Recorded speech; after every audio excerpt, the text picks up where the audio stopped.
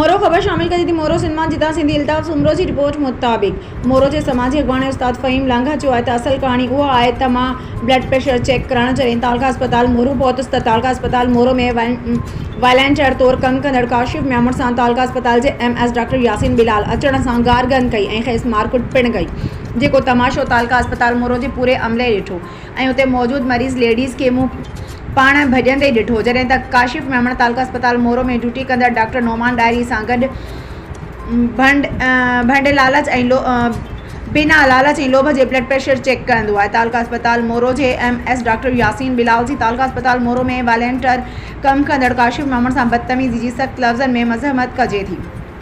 ऐं असां सूबाई वज़ीर क़ानून सिंध ऐं सूबाई वज़ीर दाख़िला सिंध मोहतरम ज़ियाउल हसन लंजार साहब खे कंप्लेन कंदासीं ऐं नोटिस वठण जी अपील कंदासीं। फ़हीम लांघा वधीक चयो त जॾहिं तालका अस्पताल मोरो में ॿिया बि काफ़ी वॉलंटियर तौरु कमु कंदा आहिनि, क़ानून सभिनीनि जे लाइ हिकु जहिड़ो हुजणु घुरिजे।